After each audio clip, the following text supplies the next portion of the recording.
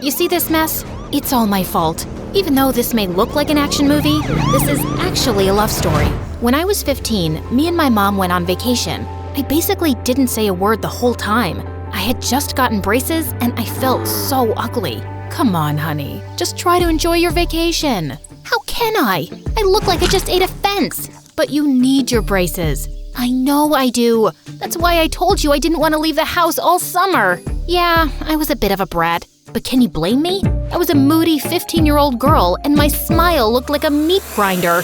I stayed in the vacation house all day and would only go out at night to take walks by the beach. One night, I was walking and I saw someone in front of me. It was a boy. I couldn't really tell what he looked like because we were both in the shadows. The moon was the only light we could see. Can't sleep either? Something like that. Actually, that's not why I'm out here. I don't want people to see me during the day because I have braces and I look horrible. You have braces too? Yeah, do you? Yeah, I look like I ate a can of tuna fish. Well, your shadow's pretty. We hung out for a while and talked about how we both loved musicals and theater. He was funny and I made him laugh a lot too. He told me his name was Kyle. The next night, I went out and I saw him again. We kept meeting up in the darkness every night. And then, on our last night there, the sun's coming up soon. We should go.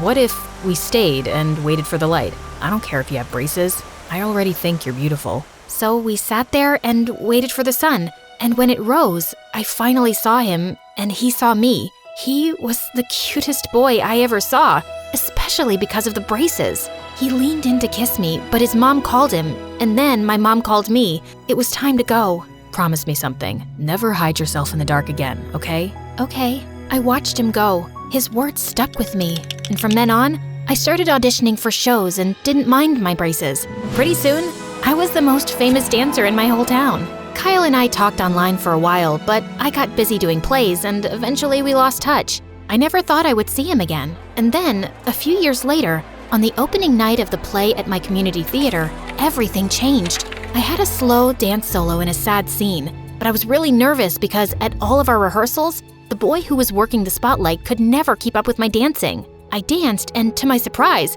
I didn't slip out of the light at all, not even for a second. It was like I was dancing in starlight.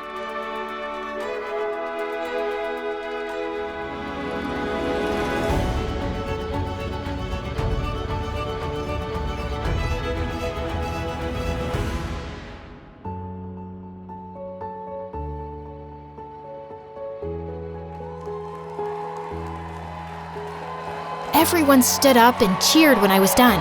It was exactly what I'd been dreaming of all my life. After the play, I ran upstairs to thank the boy for doing such a great job. Steve, that was amazing. Thanks. Steve got sick, so I filled in. Oh, hi. I'm Abigail. Everybody knows who you are. I guess you don't recognize me without the braces. Wait, Kyle? What are you doing here? We moved a few months ago. I didn't know you were here either. Steve couldn't keep up with me on the spotlight. How did you know where I was going at every step? I didn't, but I figured you've been in the dark long enough. Oh, good thing we both got our teeth fixed. I'm just glad you couldn't see me.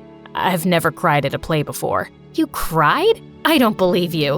Look for yourself. Liar. I guess they dried. Let me make it up to you. How about a celebration dinner? My family's here, but tomorrow's good. The next 24 hours were the longest of my life. All day, I tried on different outfits and experiments with makeup. The truth was, even though we lost touch, I never forgot him and never felt that way with anyone else.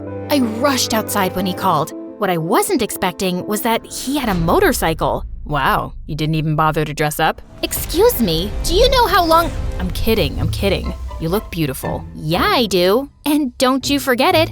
And you better have something good planned. I'm expecting a real effort and will accept nothing less. I was planning on going to the Taco Bell drive-thru. Is that good? You better be kidding. 0 points for the joke, but you have to admit, I have good taste. Ow! Don't worry, I have something planned. Not Taco Bell, promise. We rode his bike and I felt just like I did when I was dancing, totally free. It was like no time had passed at all, like we had known each other forever. He actually took me to this amazing new restaurant, paid before the check even got there, and took me to the beach after where we got ice cream and went for a long walk. I didn't want to show it, but I was already falling for him. With Kyle, it was just comfortable. We almost kissed when he was dropping me off, but I could tell he didn't want to pressure me and I didn't want to move too fast. So we shook hands. A little awkward, but kind of funny too. Needless to say, that night, he was all I could think of. If I knew how messy things were gonna get, I might have ended things right then. I'm freaking out. This job would make me totally independent. I could finally save enough to get my own place and not have to live with my stepdad anymore. That's great. Why are you so scared? My last job interview, I froze. I'm terrible at interviews. I get so anxious. So, why do you want to work at our store? Are you serious right now? Sorry, we don't accept that kind of attitude here at our big fancy clothing store. You're fired. After a while, he finally took it seriously, and we actually did a little mock interview. It went well, but he was still totally freaked out. You're doing great. Relax, just be yourself. I really appreciate the help. I feel much better already, but the interview's not the only reason I'm nervous. There's something I have to tell you. I don't just want this job, I need it. It's part of my probation. Probation? Like, you got arrested? Yeah. If I can't keep a job, I could go to jail. They arrested me for reckless driving, but it wasn't my fault. My sister called me and she was having an asthma attack, so I had to drive her inhaler to her. The police were behind me, but I didn't stop. The judge gave me a break because I helped my sister, but he said if I get into any more trouble, I could go to jail. I'm so sorry, but I'm sure you'll get the job, especially since you have all these interviewing skills now. And you know, I have asthma too, so I thank you for your service. We need people like you. Just then, my phone rang. It was my theater director. She said if he saw me dancing at our next show, I'd have a real chance of being hired on Broadway. It was my dream. And the next day, Kyle told me the interview went great and he got the job. Everything was perfect. All I had to do now was nail the performance and dance my heart out. But then, on the day of our next show, I was stretching at home, trying to stay calm, when Kyle called me in a panic. Abby, I need your help. Yesterday, my boss sent me to deposit the store's money in the bank 5 minutes before they closed. I didn't make it on time, so I kept it under my bed to do it today, but now he's asking me to stay late and the bank closes early. Can't you just tell him that? They won't suspect you if you still have the money. My boss is already suspicious of me. He knows about the probation. If he knows I took it home, he'll think I wanted to take it. Please, Abby. I would have to run, but I still had time before my show, and I knew how much trouble he could get into if they suspected him of a crime, so I said yes. I never ran so fast in my life. When I got to Kyle's house, no one was home and the doors and windows were locked. Time was ticking. I knew the banks closed at 3. That only gave me 20 minutes. Then I saw the attic window was open. So I started climbing. Oh no. Come on, Abigail. Use those strong dancing legs of yours. Finally, I got in. I went to his room, grabbed the envelope from under the bed, and dashed back out.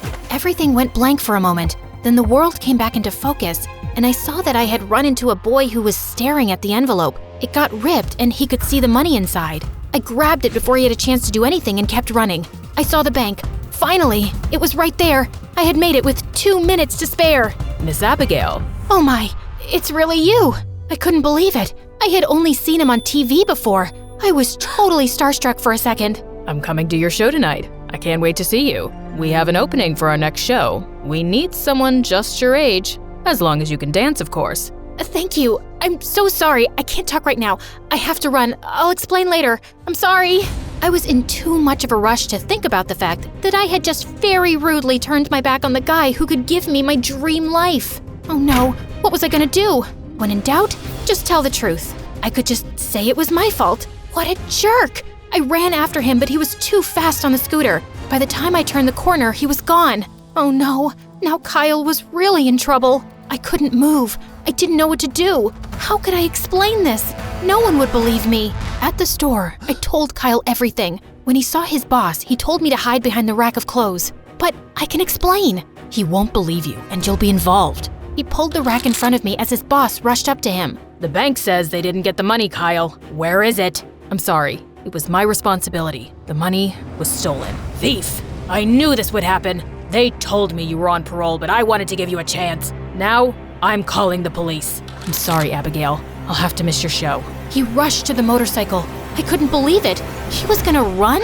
I know it seems crazy, but without the money or any evidence, they'll think I took it. There's no option for me now. But I was totally lost, confused, and so upset with myself. There had to be a way to fix it. But I couldn't even think about that now because it was time for the biggest performance of my life. The producer was right there in the front row watching, and he didn't look too happy. I had been so rude to him.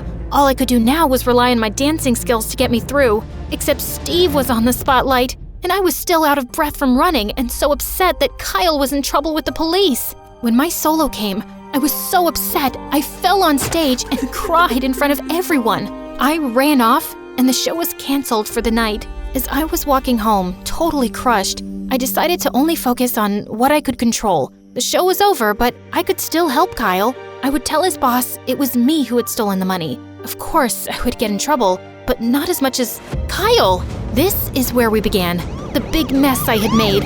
He looked at me as he passed. I wanted to stop the police, but they were too fast. But I knew the park next to me would take me right to where they were going. If I could run across, I could catch them and stop the police to tell them it was me. Once again, I was running.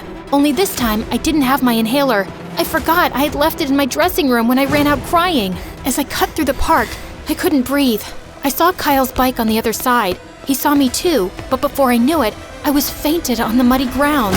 When I woke up, I was in his arms. He had stopped to help and the police cars were rushing towards us. I was in the hospital for a day.